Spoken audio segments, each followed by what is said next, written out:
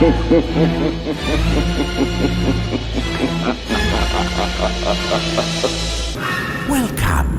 to the Cult Classic Horror Show.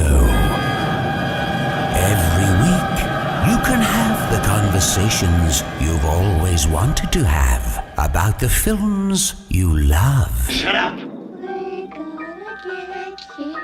We're gonna get you. Not another peep. Get rid of your distractions and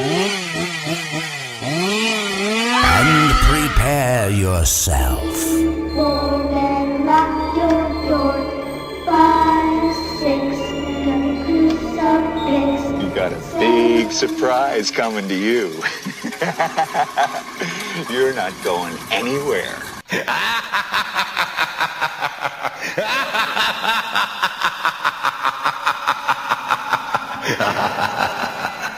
Welcome, everybody, to the Cult Classic Horror Show. Danny Bonin here with you. And Scotty Bonin here with you. We are the Blood Brothers. And The Rob O'Neill. All right. We got an awesome interview today for you guys. I want to welcome Jude Walko on the line. Awesome. Thank you, guys. Thank you, Blood Brothers and Rob, for having me. Of course. Thanks, Jude.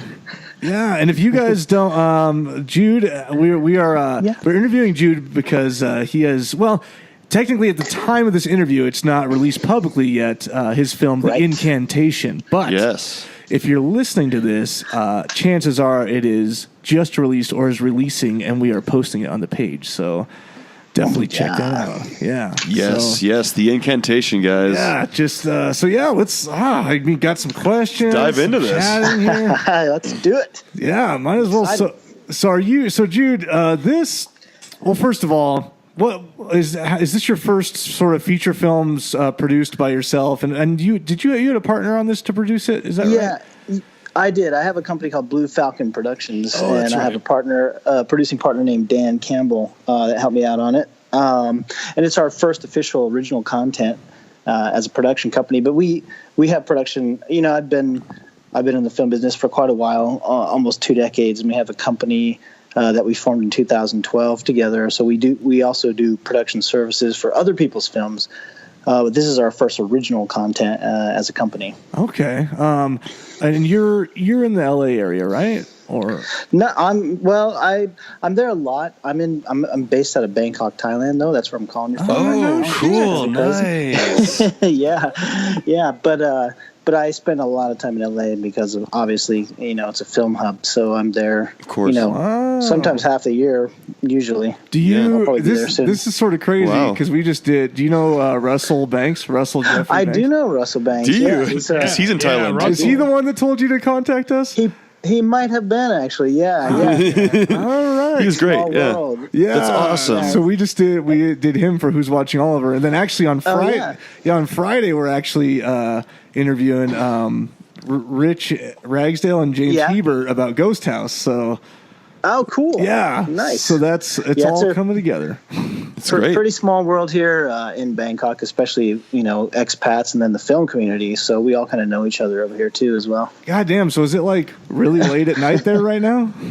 No, it's early. It's 6 a.m. here. Oh, gosh. Sorry, man. I did not realize that when we were scheduling this interview. Oh, that's quite all right, man. We could have pushed it back a little bit. Yeah. No. Not a problem at all. I'm used to it. I take calls all the time, so it doesn't matter to me. Awesome. Well, we appreciate it, Jude. We really appreciate you coming in early this morning in the Bangkok time. I know now. I just got to decide whether I want to crack open a beer at 6 a.m. Exactly. I'm confused. Yeah, it's definitely beer 30 here right now. It's almost it's like 4 p.m. here 4 o'clock, here in Colorado time. So where are you originally from? I'm originally from Georgia, a small town called Fort Oglethorpe, Georgia, which is on the border just south of Chattanooga, Tennessee, there in that northwest corner of Georgia. So I'm originally from there, but I have a crazy past. I've lived all over. I was actually in the Catholic seminary, which plays into the film. Yeah, definitely. For sure. So I was up in the seminary in Princeton, New Jersey, and Northeast Pennsylvania, and then I spent a lot of time in LA. I graduated from University of Georgia, and then spent some time at Cal State Northridge, and then eventually made my way even further west until I got to the Far East in Thailand, and I've lived here. I've been married since about '99. I got 2 kids over here, so Oh, I've been nice. here quite a while. What Yeah, brought you yeah. to what made you decide Bangkok? Oh man, I just took a trip way back in '99. It was like $700 for 10 days and food and airfare and hotel and tours and everything. And I really just fell in love with the place, and I kept coming back. And, it's such a great place. The culture's great. The food's great. People are great. The weather's great. There's beaches and mountains and just everything. I can't say enough good things about Thailand. And that's why there are a lot of expats here, because it really is paradise. The cost of living is cheaper. Your American dollar goes a lot further here. Sure. That's just what a great, And there's a lot of film. Yeah. That's there's a lot of film. That's what Russell got right down to it. He's like, it's cheap here. Yeah, it's cheap, and and Bangkok's a major metropolis. If you feel like you're living in New York City, so you don't miss the infrastructure. You do miss some cultural things, like good old American football and the big fat cheeseburger and all that kind of thing. But the rest of it, I mean, and if you're lucky enough to do like me, where I split my time and I go back and forth, then it's ideal, Wow. So it seems, I mean, obviously we're interviewing a handful of you guys, that there is like a decent film industry in Bangkok. Yeah. It used to be, ever since, I guess, probably, right after the Vietnam War, they were making films here. And so their infrastructure has grown. They have crew here and a good, maybe, 2 crew deep here, and they have all the good gear, and they have, Technicolor and all those kinds of things. So, it's pretty good here. They're mostly now, it's mostly commercial and print stuff, because, take, for example, Hangover 3 that shot here, they'll shoot, that was an exception to the rule. These days, where they shoot a whole movie here, usually they shoot somewhere else, and if they need Vietnam or China or, fill in the blank Asian country, they'll shoot in Thailand, because the infrastructure is so good here that they'll make Thailand play for any of those things. So anytime you see a movie that has that little subplot of a third of the act that happens in Asia, it's usually shot in Thailand. Oh, wow. Most of the time. Nice. So you, as a production company owner, you're doing a lot of like commercial stuff in Bangkok then? No, actually, I don't. I'm that rare breed, because like I said, I've got about, ever since I've been in the business as a PA, a production assistant, which is, the guy that gets the coffee, to now executive producing and now writing and directing, and being in it too. And being in it too, yes. Star, yeah. That's right. Has been about 20 years. So now I've always done mostly feature films. That's just kind of how my career path ended up.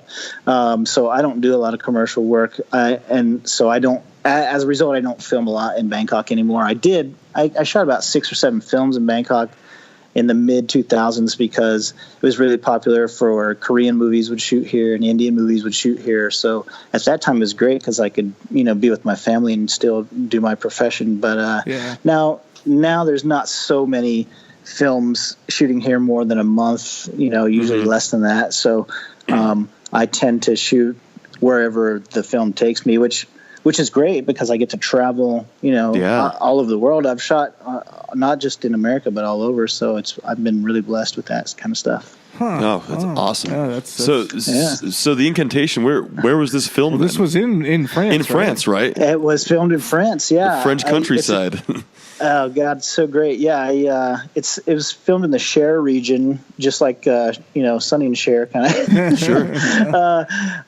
Which is really central France in my mind, because it was south of Paris, and I'm an ignorant American. I was like, oh, this is south of France, but it was central France. It's like if you threw a dart right in the middle of France, is basically where it was at, in between a town called Nevers.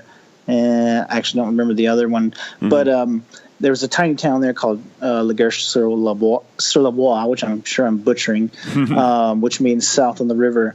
And it's an amazing story. I'll tell you the story of how we got that castle. Yeah, that's a beautiful castle. So, yeah, it's so great. I was shooting this movie called Siren in Savannah, Georgia, because Georgia has a really great film Is that incentive. that one of the horror best. movie about the bachelor party or whatever? That's it. Yeah, I haven't exactly. watched it yet. But that's it. So David Bruckner produced that. He just released The Ritual on Netflix. So I knew him. Love and I The knew Ritual. yeah, Ritual. Yeah. We just saw that Yeah. too. Yeah. Cool. Yeah. So David Bruckner's my homie now. He's a great guy. So and Greg Bishop directed that. So we were shooting that down in Savannah with a company called Studio 71, and turns out I needed. We hired some interns, which we're reluctant to do because I don't know if you guys are familiar, but there was like a Black Swan. That movie Black Swan had a lawsuit and all that, so it's real tricky to hire interns because you can't technically employ them, whatever. Anyways, so we're down there, and the intern's name was Connor O'Sullivan, and we were shooting in. His mom came in, and I said, hey, I explained to her that I needed her permission, and she said, do you need anything else? And I said, well, for this movie Siren, and we're still looking for a location. So she said, fine, I have a couple houses down here. So we shot at one of her houses, and there's pictures of this castle, the castle that you see in my film, which is called Dundary Castle, everywhere. And I say, why do you have pictures of castles everywhere? That's really awesome. It looks great. And it turns out they own that castle in France. Wow. So, oh my God. Because they're Irish royalty lineage, and they just happen to have a couple of castles actually. So I'm excited to potentially shooting in another one someday. And they extended the invitation, and so I got this crazy idea. I was like, man, it would be so great to shoot a film like. How many people do you know that own a castle, and when does this opportunity ever present itself? So basically, a year later, I started writing the script, and I got pictures from them and everything. We started working on it. Just based on the pictures alone, I had never seen it, of course, and they were super magnanimous and generous and offered the castle, and that's how it all started. That's crazy. Did you sort of form the script around the location then, obviously? Yeah, just the pictures. They had this database because they went back and forth about making it a bed and breakfast forever. Which they never did because they're only there. They visit it maybe 3 times a year, and it sits empty the rest of the year. Wow. So they had 1,000 pictures that they had taken, some by professional photographer and others not, that they were just keeping in case they ever wanted to do that. And so they sent me those. Of all the grounds and the rooms and like the moldings and just crazy stuff. But as a writer and director, I'd look at it and go, oh man, look at that crazy little creepy door that goes up there. And look at this, ancient, whatever this tool is that I don't even know it is, hanging up in the rafters of this old thing, because it's like a 6-story castle. And allegedly, at one point, the Nazis had taken it over. And it's so big that there were allegedly Jews staying in one end of the castle, and the Nazis had occupied the other end of the castle, and they didn't even find them within the same building. So it's got some crazy history. Wow. So did they like when they weren't there? Did they have a staff that kept it up or something like that? They do. They have like a guy. He's actually in the movie. His name's Jerome Marchand. He plays the taxi driver. Okay. The guy that kind of, I call him the French Philip Seymour Hoffman. He looks just like Philip Seymour Hoffman. Oh, he totally, totally does. Yeah, doesn't he? And he kind of talks like he has marbles in his mouth and stuff. So that guy, he's like their main caretaker, which was cool because actually when I finished the script and got there, I had about a month to prep it. And again, it was sight unseen. So Dan and I flew out there and spent a month, and Jerome was there.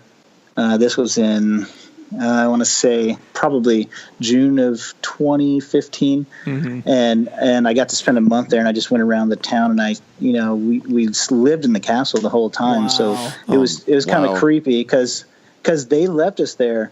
The owners, Julie Sullivan, she came and met us there, And she said, "Okay, guys, I'm going back to the States. Have fun. I'll see you in a month when we're ready to start shooting." So it was me and Dan and God knows what in that creepy castle for Party like a time. month before. Yeah. It was ridiculous.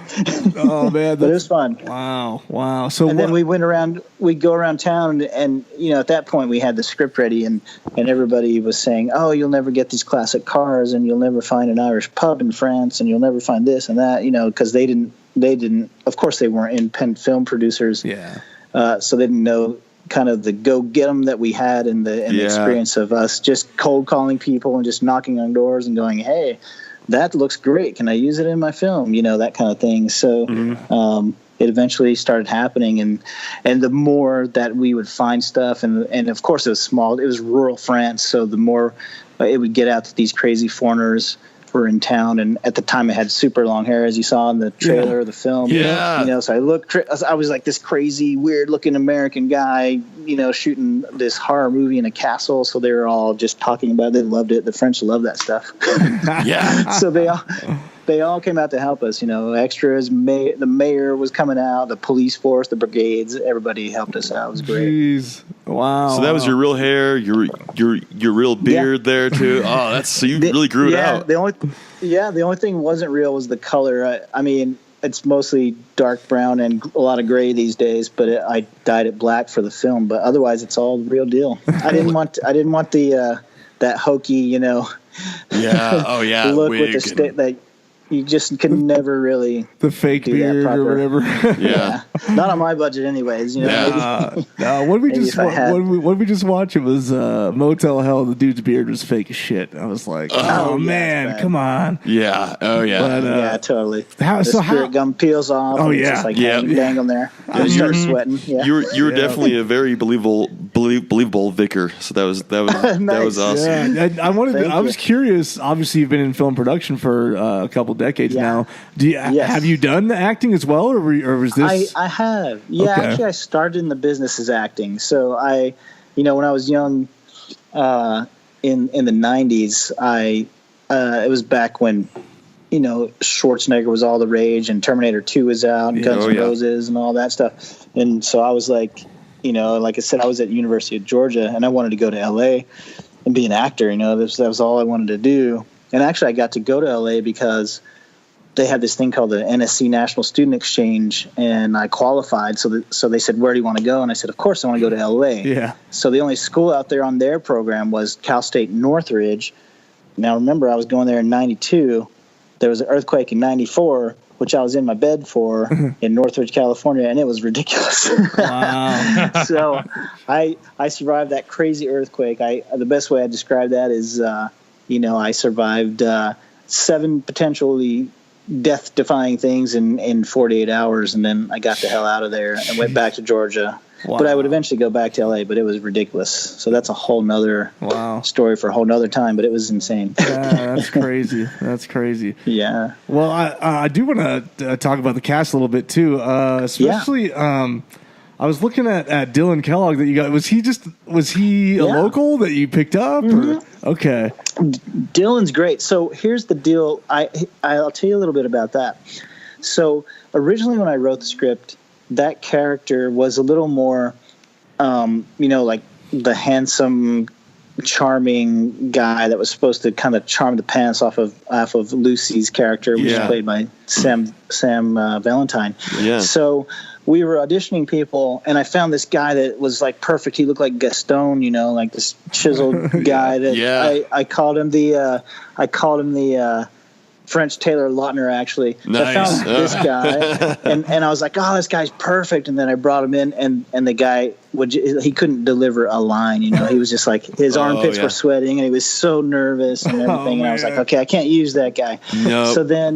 So then I auditioned a few more people, and the word started to get out, and it went up to Paris that we were shooting. So then, there obviously when you have a hub there like that, there's more people, more actors, and all that. Yeah. So eventually, Dylan came to me, and I had to rethink it though, because he wasn't. I mean, he's a handsome dude. Don't get me wrong, but he doesn't have that like quintessential, like hero look to him. Mm-hmm, he's like the charming everyman, Yeah. So I was like, well, shit.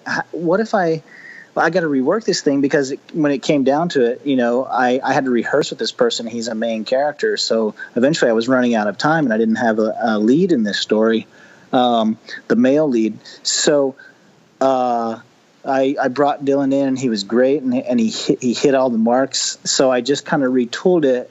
And then that was interesting too because Sam also – originally with Sam, she knew that I was looking for this Prince Charming, and she was like, "Oh, this is great! I'm gonna find the hottest French guy I can and act with this guy," And so we ended up bringing Dylan in, and it really was great because and actually, if you watch the film and you know how it ended, then it actually fits better with sort of like this, this guy that's more relatable, Yeah, and sure. I'm glad it happened that way because if I had Taylor Lautner or Brad Pitt play that role, it just wouldn't have had the same effect. No, So Yeah. exactly. So it actually worked out great, and it's great because Dylan is awesome, and I talk to him all the time. In fact, he got a hold of me today because actually today's the 28th when we're recording this February. Today. We're having the world premiere in Los Angeles at the Hollywood Real Independent Film Festival tonight. Nice. At 10 p.m.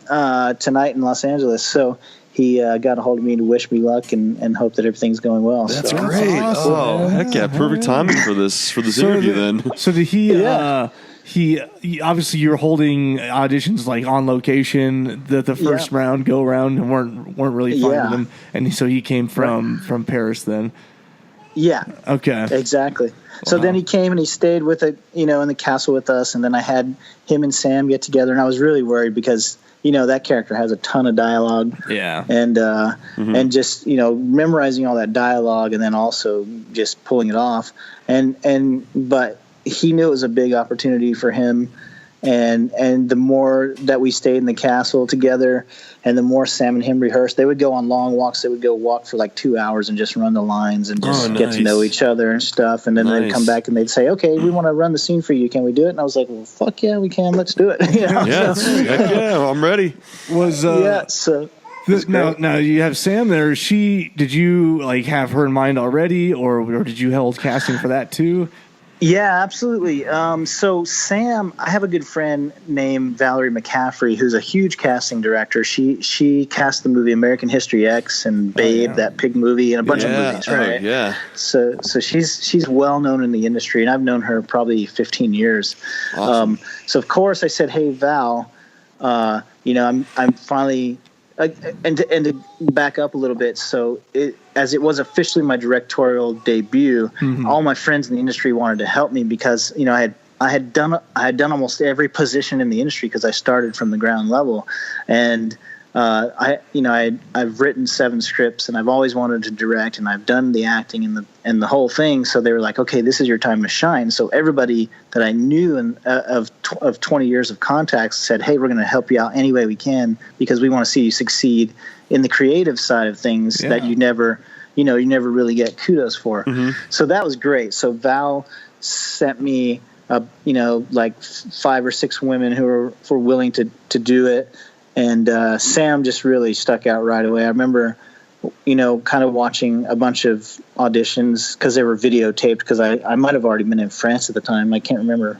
Or in either way, I wasn't in Los Angeles. Yeah, you weren't there physically. I weren't there. It wasn't there physically. So I just remember going, "Oh, this woman's great. This woman's great. This woman's great." But I wasn't feeling it. And then Sam just kind of popped on the screen, and I was like, and then I called Dan, and he was, in Michigan with his wife, and I was like, "Dan, did you watch Sam's audition?" He's like, "She's definitely Lucy," and I was like, "Cool, awesome." Like, so we agree. So it's done. Sounds good. That's cool. And then actually Sam had been to France before, which was great because imagine here you have creepy me, Rasputin, and another dude in a castle by themselves in France, and you're inviting this poor woman, "Hey, come live with us in a castle and make a horror movie." You're like, "Okay, this is how horror movies start. What are you talking about?" Yeah. It's all creepy. It's supposed to be like this. Yeah, exactly. Yeah, we'll just call it a movie. Did most of you guys stay at the castle then, like the crew and everything? We all did. Okay. We all did. Yeah, it was fantastic. Like I was saying before, it's like 6 stories, and they've renovated like the bottom 3, so it was perfect because you got like 5-star accommodations in the bottom 3 levels, and then the upstairs are what you see on film as is for the most part, with some production design, of course, but just old, hollowed out, not remodeled. In fact, I remember going into this closet, and there was all the old wardrobe from the service staff, like 20 or 30 of these black cloaks that were just covered in cobwebs and stuff that had been up there, because the owners of the castle, Gary and Julie Sullivan, they're firm believers in not messing with history, so there was artifacts in there, there's stuff that's left over, there was like a Nazi cap that was up there hidden and stuff, and they don't even touch it because they're like, we don't know the history of this castle, we don't know what happened here, what historical significance something may have here, so we're not going to mess with that stuff, just in case it ever comes up in 100 years, so that's basically was the way they like to do things, which was really great in one sense, because it was that part of the stuff was left as is, because they had no need to live. They already had like 30 rooms to live in anyways, so it's like we don't have to renovate the other 30. We're fine. We got, it's crazy. How long did principal photography take out there then? We shot there for about 6 weeks, so which is great on a non-studio film. I mean, I've shot studio films in less than that, actually. Yeah. So it was a luxury there, but living there helped. And when I got my crew together, at least the ones that were coming from the States, it was kind of all in, and not everybody was down. Like I did have some friends.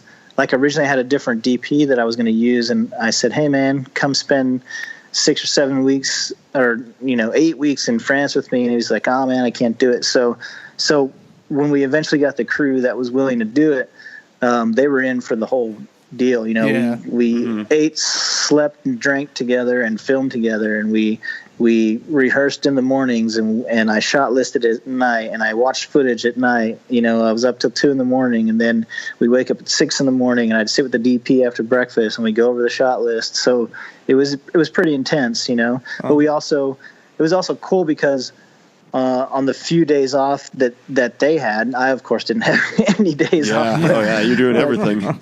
Oh god, it was crazy. But on the few days off it was great because they would go, they'd go play laser tag, or they'd go do something on the French countryside, or go see a concert, on the river or whatever. Yeah. It was really cool. So we really bonded because it wasn't just show up for work and go home kind of thing. It was like, hey, it's summer camp for film for How was 6 weeks. Was the weather pretty decent when you were there? When we first got there, we were scared to death because it was record rainfall. Oh no! It hadn't flooded that bad since, I want to say, I'm just guessing the number off memory, but like 1912 or something. It was ridiculous. It's like 100 years. So, so the river started flooding and coming up over the banks, and there's this statue in Paris that they marked the water level, and it had been the highest it had been, in like 100 years, and they were like marking it every day and saying, "Oh, it's up to the armpits now. We're fucked," that kind of thing. God. So, and then at some of our locations, there's this one scene where JP is taking Sam into town, so they're passing these various castles and stuff, and he's like, oh, this is House Brandy, and this is da-da-da-da, and one of those places was right on the river, and the river, when we first got there, it was like 4 feet below the edge of the water line. And then right before shooting, it was like overflowing the banks, and I was like, shit, how are we going to film this? And they were closing down railways, and like flights were getting delayed, and everything was right before. And I was like, fuck, this could really, sidetrack the whole project. And then all of a sudden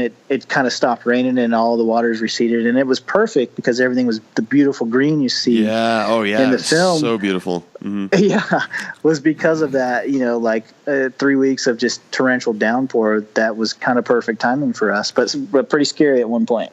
Yeah. When you know the week that you are, or the weeks that you go down there, it's crazy rainfall, and it's like, oh my god. How isolated? I mean, it sounds like It sounds like there was some stuff to do. You said like concerts or going. Was it?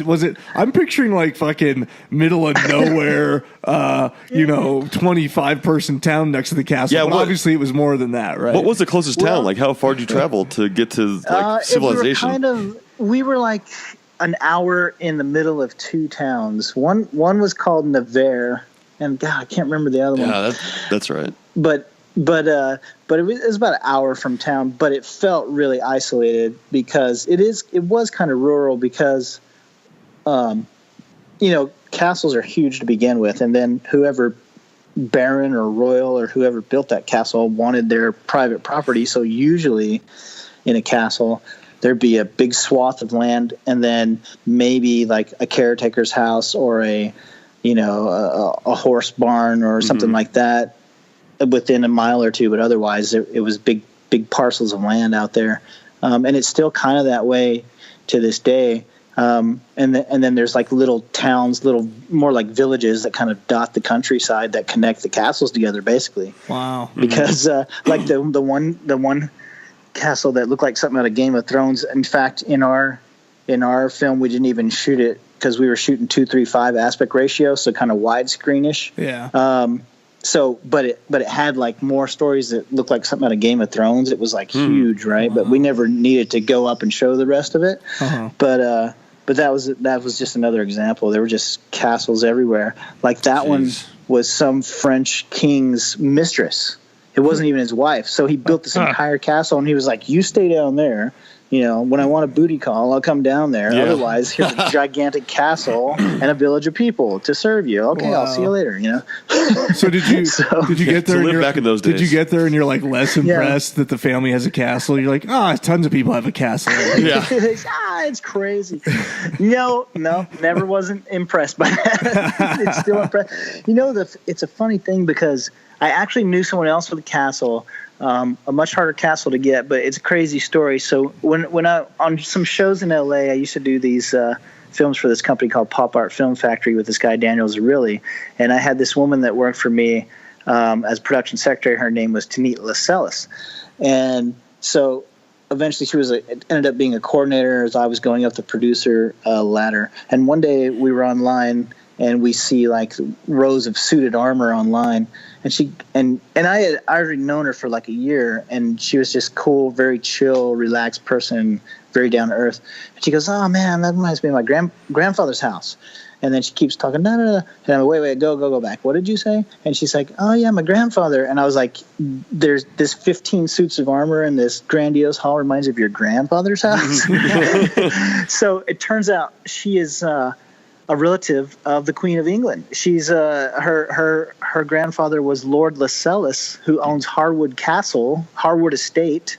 Wow. in London, and he's the cousin of the frickin' Queen of England. She's like, "Oh yeah." So I started prying this out of her, and she's like, "Fuck." I should have never said this. I never tell people this because Americans freak out about it. But she's like, "Yeah, my dad's royalty. I mean, my dad is, he's related to the Queen. He's the second cousin of the Queen, and blah blah blah." So that was the first time I wanted to shoot in castle. That's so cool. And here's a crazy story to connect that together.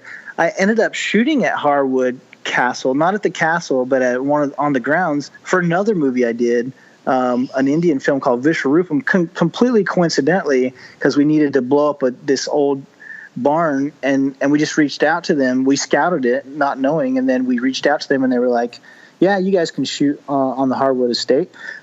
And when we were there in not London, but in Harwood Estate, shooting that, the very day we were shooting, her grandfather died, and I didn't, and they were like, "Hey guys, sorry, we're gonna help. You still can film here."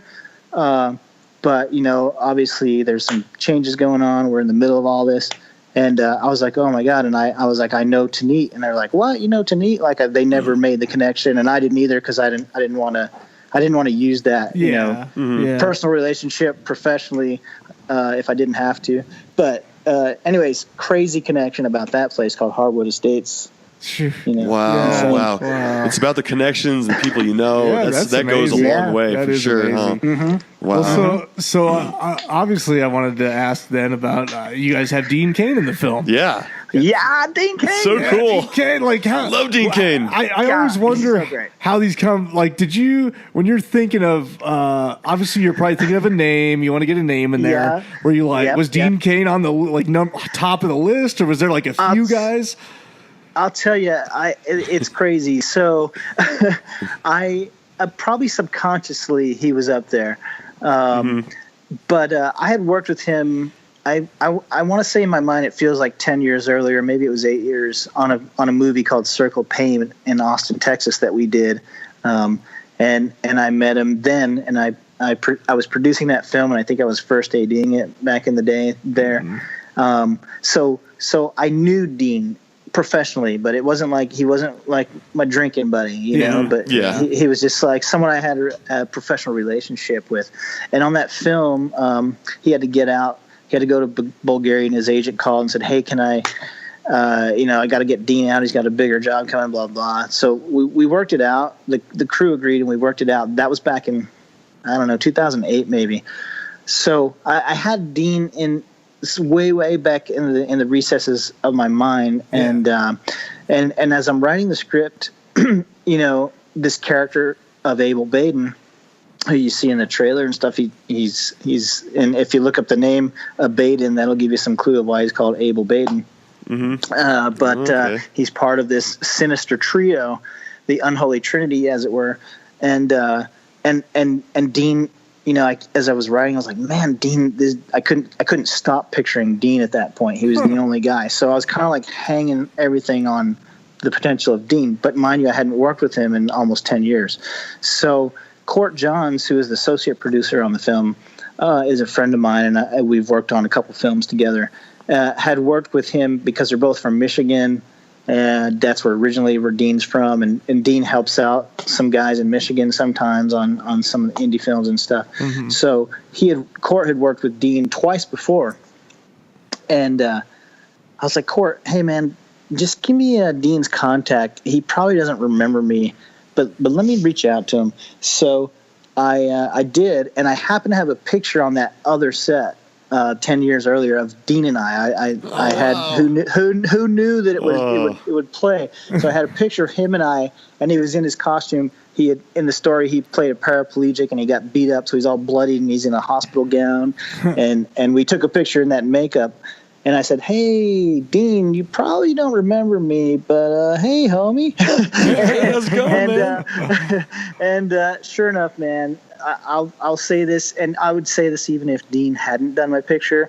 Of all the celebrities I worked with, he's definitely in the top 5 of the nicest fucking people, much less celebrities, but on the planet. He's the nicest guy. So I reached out to him and I was like, I'll never get him, and he's super busy. He's I was going to say he flies everywhere. I have a Superman joke. Yeah. But he does. He's constantly traveling. In fact, I just talked to him because he was going to go to the premiere tonight, and he was like, "Dude, I just got this. I booked so and so in Europe. I got to fly out. Sorry, man." And I was like, "Hey, dude, you're Dean Cain. Go do it, man." Yeah. So, but anyways, he eventually, we got right up to about a week before, and I had been talking to him. Which is crazy because I'm like Skyping him from France, and he's like, driving his whatever Porsche or whatever he's got around LA, and he's like, "Hey man," I'm like, "Dude, I'm talking to Superman in his car. It's crazy." and he's like, "Yeah, I think I could do it. I don't know, blah blah." And then eventually it worked out, and it was really, the film gods helped us out on that one because his travel was ridiculous. Like he needed one of those world tickets where he was like, okay, he's like, I'm filming in Tennessee. I need to go to Atlanta, North Carolina. Then I got to go to Spain and then end up back in LA and blah, blah, something crazy like that. But he agreed to do it. And I'm super grateful because, let's be honest, on indie budgets, and if you don't have a name, you're just going to go on a shelf more times than not. And I knew that as a producer, I've seen many films. Even it doesn't matter if your story is great necessarily, because there's a lot of content out there. And if you don't have a face to hang your hat on, it makes it extra difficult. So, and then we brought him to the castle, and he stayed there. He brought his son over there for a little bit. and he just became part of the family. And now he's like my bro. Now I could call him up for beers and be like, "Dean, what the fuck you doing? Let's go have dinner." You know, that's cool. Oh, So I'm wow. guessing that you brought him in obviously for like a limited, not the 6 weeks, but he had 2 bookended weeks. And like I said, he travels everywhere, so that kind of worked for me. I just had to. He became a priority at one point, obviously, and then shot him. I think we shot him for maybe 2.5 weeks or 3, because he came in the beginning and then he went away and then he came back for the end sequence. But man, he's such a professional. In fact, I remember him arriving. You know, he arrived at like 10 p.m. and we had like a 6 a.m. call time the next day. And mind you, he's flying from L.A. or wherever the hell he was coming from, and he just he gets up. He's so professional. He nails his lines. And I remember I would give him some slight direction, or, you know, maybe he forgot one word of dialogue. I remember he had trouble with the Abel Baden part, because it's a hard thing to say anyways. And it's a weird name. And I was like, "Oh no, Dean, it's Abel Baden," you know, and I explained to him the backstory. And then he was like, he's such the consummate professional that he was like, "Oh man, I knew that. I was like, "Dude, you just fucking flew from around the world and you woke up, you had no sleep, and you're thrown into this character. Like, come on, man, give yourself a break." But anyways, he's a fantastic human being, and a great actor. And, how did that feel? Was it? I mean, you're in the industry and you've probably been around a lot of people, but to be directing and acting opposite of someone like that, was that intimidating? With Dean Cain, No, it was intimidating a little bit, but I don't really ever get starstruck unless it's a star that I personally admire. Like I'm a huge Tim Burton fan, and I've met him twice, and you know, I get the jelly legs every time. I don't know what to say. I fumble around, I'm like, "Fucking Tim Burton." But that would be like me and Jean-Claude Van Damme. He shoots a lot in Thailand, actually. Jean-Claude's always over here. He loves it here. So have you met him before? I haven't. I was gonna do it. I had so many times I've almost crossed paths with JCVD, but never actually met him. He's one that I haven't met, but super close. I've been in pre-production on some of his projects, in not pre-production, but development. So it was cool. But, you know, Dean, you know, it's amazing when you have an actor that caliber that's so professional. It sort of brings the level of acting up.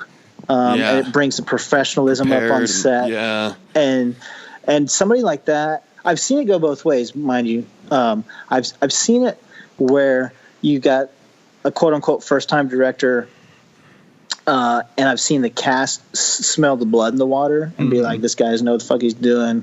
He doesn't, you know, he doesn't know his shot list. He doesn't know whatever XYZ," and then the actors take over, because they have the experience, and then they're like, it's like having a substitute teacher in class. Yeah, exactly. Like having a substitute teacher, exactly. And I've seen it happen on many sets. But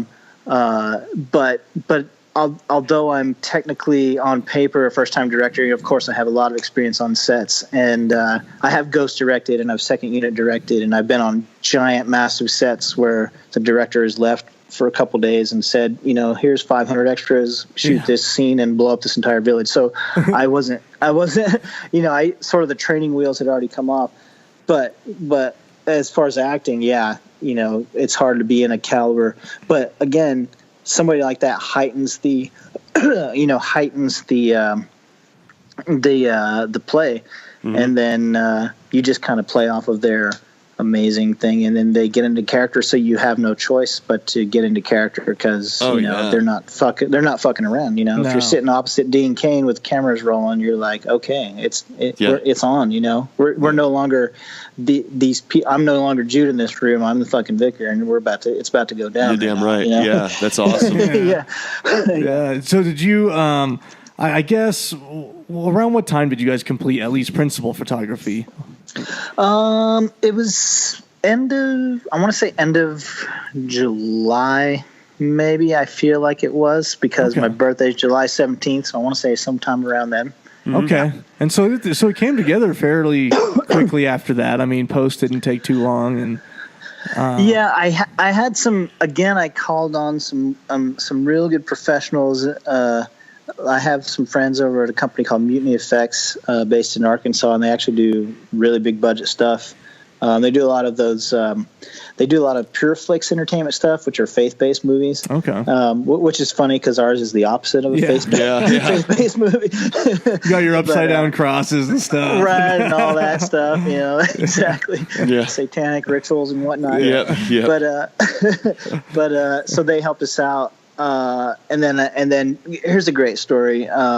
So when I was writing the script, I like to listen to music, so I'll listen to, again, I'm a Tim Burton fan, so I'll listen to Danny Elfman, or I'll listen to some epic songs, some orchestral stuff. Army of Darkness. Yeah. I got some Danny Elfman stories too, but I'll get to that. But so I listened to this song. I just typed in YouTube, epic songs, and this song came up that plays. It plays in the trailer. It plays in the film. It's called "Blood Red Roses" by C21 Effects, and they originally wrote it for a video game. And I don't think the video game ever take off. They did it on spec or whatever, or they got hired to do it, and it never saw the light of day. So they had this great. So when that happens, because they own the rights to it, they just put it in their library of music, and then they own it. So I was listening to this, and it was about the blood red roses, and there's about this woman's journey, and there's all this imagery in there, and I was like, God, this song it's haunting and it's perfect, and it sort of got the creative juices flowing for the script. And I was like, man, it'd be great to get this song. So I reached out to them, and I was like, man, I'm sure the rights to this song cost $1 gazillion, because music is one of the most expensive things on the film that people don't realize. It costs so much money, And I was like, hey, I'm kind of between me and a handful of investors. We're self-financing this. It's not a big studio thing, and blah blah blah.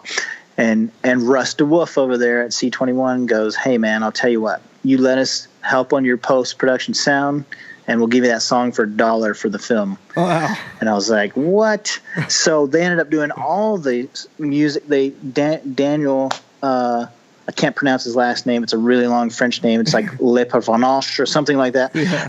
I'm sure I butchered it. Sorry, Daniel, if you're listening. But he composed the score for the film, and they did, the ADR and the Foley, and I spent so many hours with him doing the music and the sound design for the film. So between Mutiny Effects being 100% professionals and C21 Effects being 100% professionals, I might as well have been on a high-paying studio gig, because there was no difference. They treated me like I was fucking Steven Spielberg. They would have not treated him differently had he walked in that room. I mean, that's how professional they were. Yeah, it was great. It was great. I love those guys. No, that is cool. So shout out to those guys. Yeah. So just to answer your question, post. It took a while simply because of schedule-wise, but it was fast-tracked like any big budget studio, because of the fact that those guys pitched in, which was great. Yeah, and I think we talked a little bit about this before, but are you guys looking at a release date as far as distribution? Yeah, absolutely. We're signing a distribution deal probably today. Actually, I saw the email go out saying it's from the lawyer saying we're greenlit on both sides. Awesome. I don't want to announce it yet, just in case. I don't want to jinx it, but it should be signed, within a week, and then they have told us they want to release probably July 31st, maybe August 31st, depending on the lineup for the summer, but definitely this summer. Nice. Awesome. But in the meantime, we're hitting the festival circuit, because we kept that in the contract that we're able to, exhibit it there. And we're actually keeping international rights too. That's just a North American deal. So we're keeping all the international rights. So those are still up for grabs. We're shopping those around. Yeah, pay attention, all you listeners that your mom's basement. Yeah. Oh, yeah. Exactly. That's cool. So I guess and you don't have to share it all, but we always do sort of wonder around what maybe the budget was for these independent films. Well, I'll tell you what we put into it, and what there's different levels in the production world, because there's the money you put into it. That's the first level, right? You want those people, which included myself and Dan, to get that money back. Yeah. Then there's the in-kind deals. So that's like the C21 effects guys, and the music guys and the VFX guys who have given us highly discounted rates. We shot on Arri Alexa cameras with anamorphic lenses, which are extremely expensive. Yeah. I couldn't afford those even on studio. So that guy, gave me a great deal. So in other words, we would want to pay those guys back, right? Yeah. For what we would really have paid had we had the money to pay them. Sure. And then you have other things like how much that castle would have cost us, and and there's just countless amounts of things that people pitched in, whether it's time, money, or resources that you couldn't put a dollar amount on. So definitely. So I'm reticent about to say the budget number. I could say the whole thing. I guess you could probably imagine what it is, but there's three tiers. So hopefully we make our money back. Sure. And then in a perfect world, everyone would make a profit on it. But we did it for the passion and the love of it, and to definitely. sort of have to have a calling card, and it's just grown. It's grown legs of its own. In fact, if you look on. If you go to Dean Cain's Twitter today, there's like a Twitter war going on. Not a war, but like a flurry of activity, because I posted this picture of us, of Dan and myself and Dean after we wrapped him in the castle, and we're trying to have like a captioning contest, and Dean tweeted it, and then once he gets it out there, and then it just gets madness. Yeah. So it's got like 30 retweets and all that. Yeah. Going insane. That's great. Well, do you plan? I mean, this was the directorial debut per se. Do you have other things you want to direct and work on? Is this going to be a thing moving forward, or? Yeah, absolutely. I mean, I'm trying to segue out of the producer role. I've done that for years, and it's great. It's my bread and butter. I made a good living at it, and I'm like I said, super blessed. But I do want to just go into writing and directing, and if I had to choose between those two, it would be directing. I have 7 scripts I've written, so I have plenty of material of my own. I'd be willing to obviously direct other people's as well, but for example, one script that I'm really trying to get out there is called The Unhallowed Horseman, that I wrote, and it's based on the legend of Sleepy Hollow. And I tell people, So I know there's been a lot of stories done about the legend of Sleepy Hollow, and some of them good. Again, Tim Burton, huge fan of that one. And then Fox has the schlocky one where it kind of ended up turning into this fucked up sci-fi thing. So I don't know. They started great, and then all of a sudden there was like, I don't know, it was ridiculous, aliens and vampires and shit. And I was like, what happened? But mine has the likes of I have not seen before. It kind of has like 2 twist endings on it, and it's contemporary. It takes place in Tarrytown in Sleepy Hollow, which is named after Tarrytown. They changed the name to Sleepy Hollow after Washington Irving's request posthumously, and takes place in that actual city, which was weird because, again, I wrote the script and I had not seen the place and didn't even see pictures of it. I just wrote it. I started writing it on this crazy Halloween. I was reading Edgar Allan Poe, and I was like, dude, I love the Headless Horseman story. I got to write the script. So I started writing it, and then like a year later, finished it. Then maybe a year after that, I went to Sleepy Hollow, and I saw that was the first time I had ever seen the place, and it matched like the description of all the things I had written in my script. And I was like, God, it gave me shivers. I remember standing. There's this corner of Sleepy Hollow Cemetery, and there's a creek that runs through there, and it's where Washington Irving is buried. And it's where he envisioned, this story of the Headless Horseman. And there's a plaque there, a state plaque from the state of New York, and it says, on this spot is where the covered bridge stood that Washington Irving got inspired to write the story, blah, blah, blah. And it inspired me so much that I ended up buying a grave plot in there. Wow. So I have a Heck yeah. potentially a neighbor of Washington Irving up there in Sleepy Hollow Cemetery. If I end up dying on that side of the world, who knows? That's cool. But yeah, so I really want to see that script made. If I had an investor, if one of those people listening in their basement was an investor and they came to me and they said, "Hey, Jude, here's $1 million. Yeah. Which script do you want to make next?" It'd be that one because it's a really cool story. I really love it. We actually it had gone into it had reached development a couple times. I had investors, and for various reasons, they ended up falling out. But at one time, I had an actress attached to it named Leah Marie Johnson, who's pretty famous on YouTube. She did. I don't know if you ever seen those like kids react or elders react or teens react. The Fine Brothers guys. Mm-hmm. Yeah. So she was made famous through those. She's like this beautiful blonde young woman, and she's still attached to it, but she's kind of outgrown the original role I had for her, so I'd have to rewrite it. But but it was great because I remember. That's a whole other story. Dan and I went down to meet her mother they were from San Diego because they, she started as a child actor. Now she's probably 20, but this was, when she was younger. Yeah. And we met her and her mother, and they were like, "Who are these, quote unquote Hollywood jamokes trying to meet us and get us in this movie?" And we just charmed them, and they were like, "Oh God, we'll do, Leah's on board. This is great." And so for a while we were going to shoot that.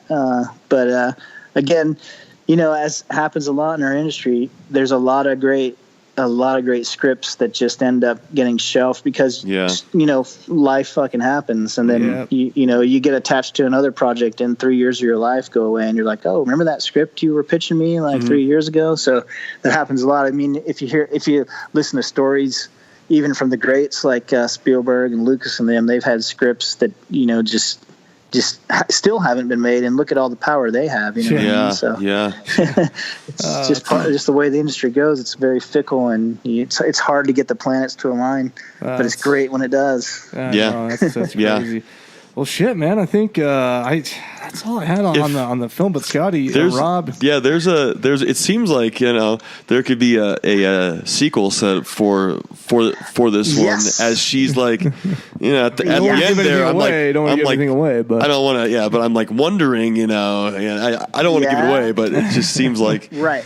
That could be in the makings too. Yeah, actually, it can be, and which is great because depending on the success of the film, how the distributors see it, that's definitely a possibility. And what I've talked about is a couple things, because in my mind, I want to see Lucy's story stateside because obviously when she comes in the beginning, she's like this, like stuck-up California girl. Like, oh my God, I did see it. Right. Yeah, exactly. Yeah. By the way, Sam, if you remember in the beginning, she's wearing this pink hat, this gaudy pink hat. Right? Oh yeah. There's even her line in there where she's like, "I don't even fucking like pink." Yep. So, and that is actually Sam. The "I don't fucking like pink" is Sam. She's like such the opposite. Like I remember asking her. I was like, "Hey, do you have any like pink wardrobe that you could show me that you could bring with you?" And she's like, "I don't really have any pink wardrobe." And I remember making her wear that hat, and she hated it. She was like, "Do I have to wear this fucking hat? It's ridiculous." And I was like, "Sam, I know you hate it, and that's great, but this is Lucy. Lucy loves this hat, or at least she's does, right? projecting that she does." So that hat was like the bane of her existence, and we still joke about it to this day. And she's like, "Where's that fucking hat?" And I was like, "It's in the castle in France. We're waiting for the sequel." Yeah, we left it there. Yeah. I'm thinking. Definitely interested to see more of her story for sure. Have you plotted out any ideas or points that I have a couple. Yeah, it's funny because again, location, like this whole thing about location, there's that old saying, location. I'll tell you this too. some of my inspiration. I love those old Hammer films. Remember those old schlocky Hammer films, right? Where it's like they're so cheesy, but that being said, the stories are complex and the acting's good. Like Christopher Lee's always in them, and Peter Cushing's always in them, and then like some like huge breasted buxom, type slasher heroine type woman. Yeah. But Hammer had owned a castle for years. They sold it, maybe 5 years ago. I can't remember, but they owned this castle, and they would shoot those horror films in this castle. So if you look at a bunch of Hammer films, sometimes you recognize, you're like, God, this place looks so familiar, because what they would do is they would just redress it. They would just build some flats and redress the room and redecorate it. But it's very recognizable in a lot of their films. So I kind of grew up with that notion of having this predominant location that's kind of a character in the film. So getting back to the Lucy story, I have a good friend of mine. I was saying that I was in the seminary way back in the day, which is where I got a lot of the theological and literature and aspects of the film to play on. So I'm good friends with all the seminarians and priests that were there. And one of the guys, he ended up being like, I'm not sure what he was, but he was like on the New York police department, and he was very successful. So now he has a huge house that he bought in Pennsylvania. That's like, he sent pictures, and I was like, oh my God, this is like the American version of a castle. This is like an American castle. This is exactly what I would see, Lucy living in. Yeah. So we've already started talking about what if we had. And then I thought it'd be interesting. Again, I don't want to give the plot away for those people that haven't seen it, but it sort of has this timeless thing, and there's some characters in there that could be sticking around or could potentially reappear, maybe in different forms in prequels or sequels or whatever. So I thought that would be an interesting twist too. And then of course the twist ending in the end credits, the Easter egg as we call it. Yeah. You could just take that and run with it.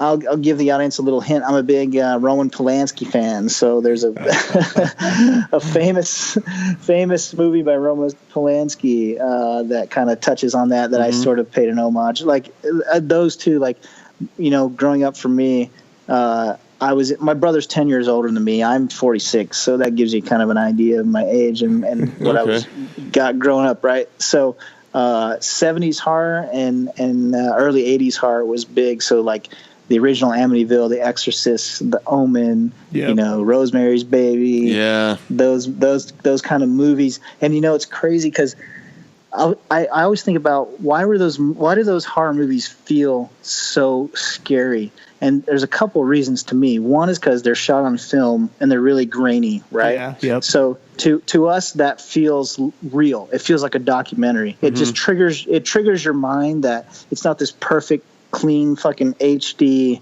gorgeous, where you can see glistening on people's sweat. It's not that. It just feels like a home video. Like if you watch Texas Chainsaw Massacre, the original. Yep. Oh yeah. You're like shit. It feels like you're in the car with them. You know what I mean? Like you just feel like you're there. It's gritty, nitty gritty. Exactly.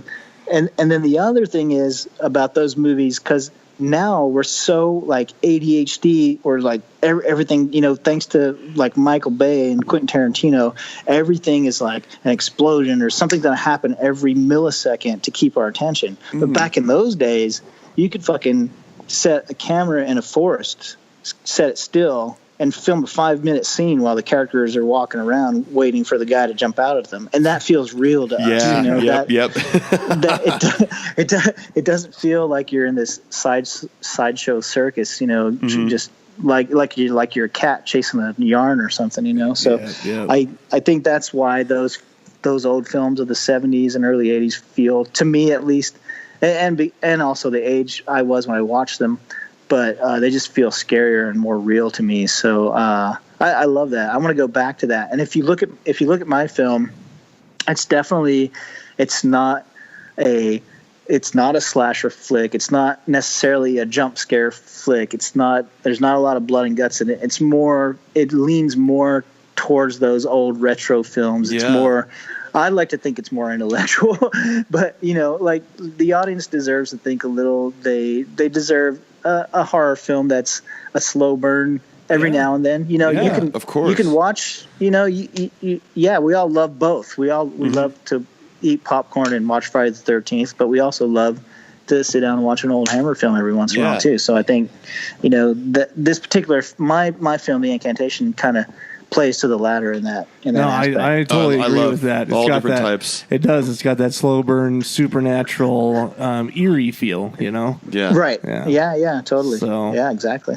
No, I dug it for sure. Yeah, me too. I liked it, and it's definitely. Thank you. It's not like the everyday movie. Like, okay, here we go again, but it's definitely different, and that's what you like as like a horror fan. Something different that comes around. And not the same old thing, cool. So. Do you've been, well, I know we've just talked over you, Rob, but do you have any thoughts you want to share before we wrap it up?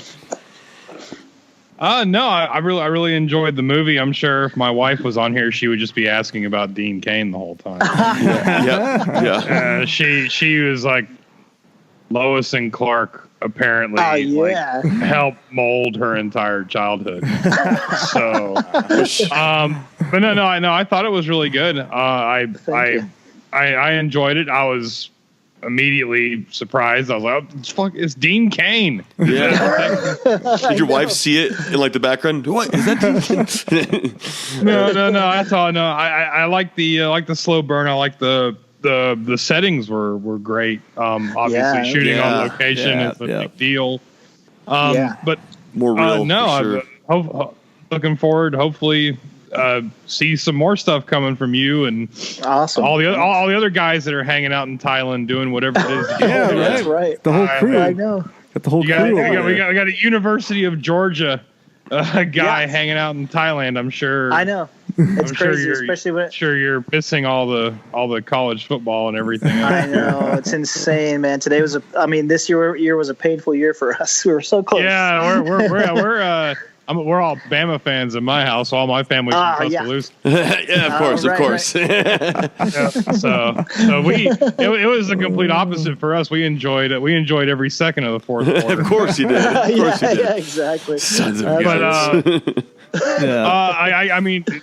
I don't have very many questions. Hopefully you'll save our number, and if you do something big that involves Kevin Costner, you'll get me on set. Of course, he loves Kevin Costner. Yeah, you're talking about getting like jelly legs and stuff around like Tim Burton. No, it's like that's Kevin Costner for me. Everybody's got their person or two. Fucking Kevin Costner. Oh God, fucking son of a Kevin bitch. Costner. Fuck that guy. Man, I'll tell you, they're all jealous. Danny and them are all big like Ted Hardy fans. Tom Hardy, fucking idiot. I'm still. He purposely said Danny Ted Hardy. Yeah, he did. He always does. Like, what did you watch this weekend? It's like, they went and watched The Revenant or something with Leo. It's like, I watched Bull Durham for the 127th time, and I enjoyed it. Nice. Bone Tomahawk. That's our favorite movie right now. Have you seen Bone Tomahawk yet? Because if you haven't, you gotta watch it. God, you gotta I'm gonna watch it today. It's fucking amazing. Seriously, yeah. Kurt Russell and Patrick Wilson. Really? Matthew Fox out of the blue. I love Matthew Fox now. What? Yeah. I don't know what Matthew happened. Fox is great. But check it out. Yeah, check out Bone Tomahawk. It's free on Amazon Prime if you have the Prime membership. So but perfect. Anyways, well, cool. Well, thanks for chatting with us, Jude. It was awesome. Yeah, Jude, awesome, man. Yeah. I mean, if you guys could get Dean Cain to call my wife. Probably could. Don't tempt. I'll send you her. I'll send you her cell phone number. You can just leave a voice. She would just pass out instantly.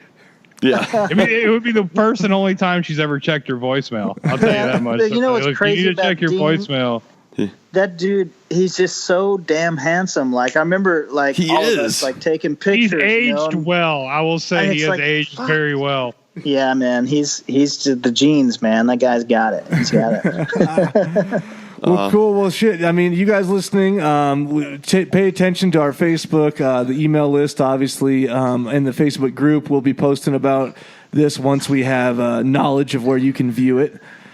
And yeah, Jude, thanks again for coming on, and we enjoyed it. Yeah, that was great. Thank you, guys. I really, really appreciate it, man. I really appreciate you taking the time.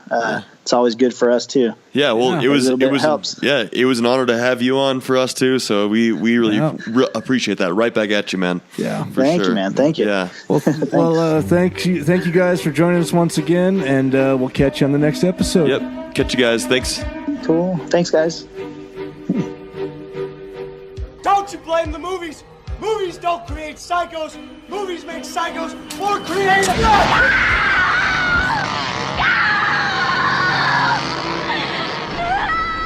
Oh, yes. There will be blood.